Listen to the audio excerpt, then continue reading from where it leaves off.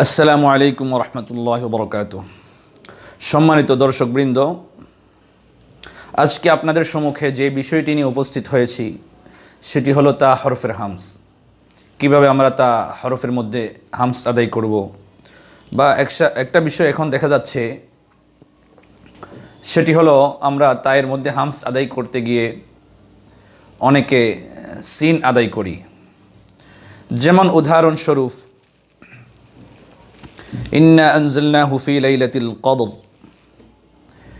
কফের উপর জবর হয়েছে, দালের উপর সাকিন হয়েছে, রয়ের নিচে জের হয়েছে।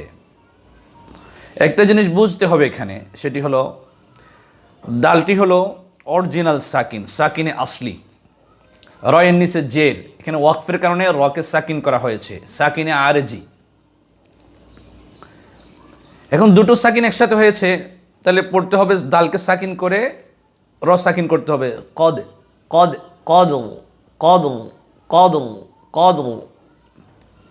র সাকিন হয়েছে, আর যে সাকিন দু সাকিন মিলে ইজতিমাই সাকিনের কায়দা হয়েছে।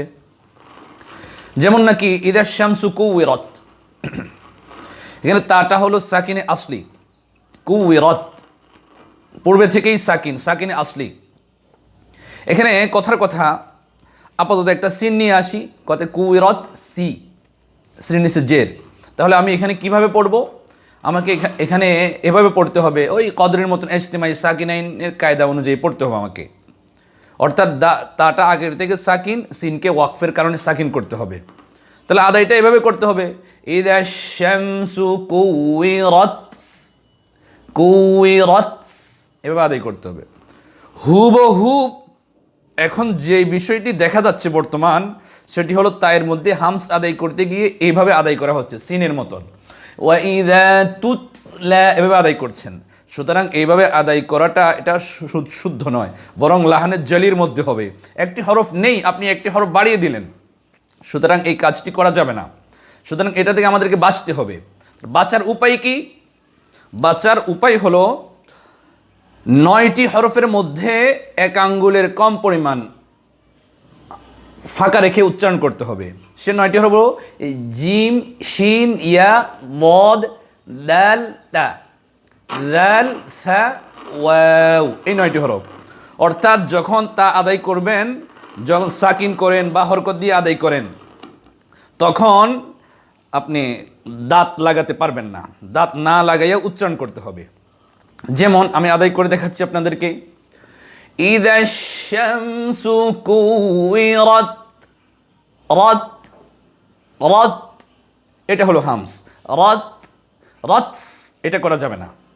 আরেকটি হলো ওয়াইদা তুতলা, তুতলা, এই জায়গাতে সমস্যাগুলো বেশি হয়, তুতলা এভাবে আদায় করে। আরো জায়গা আছে, কানাত সারাবা, কানাত, এভাবে পড়ে থাকেন, লাহনে জালি হবে, লাহনে জালি, লাহনে জালি।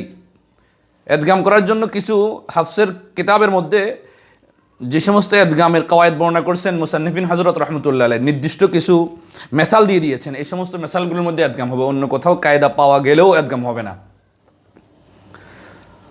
আরও আছে কাযযাবাত সামুদু, কাযযাবাত সামুদু, এটা তো রিওয়ায়াত হাফস অনুযায়ী এদগাম হবে না। কাযযাবাত সামুদু, এগুলো পরিষ্কার করে পড়তে হবে আপনাদেরকে, যাতে করে তায়ের পরে সিন না হয়। বাঁচার উপায় হলো দাঁত লাগানো যাবে না। সবাই ভালো থাকুন, সুস্থ থাকুন, সাথে থাকুন, চ্যানেলটিকে সাবস্ক্রাইব করুন।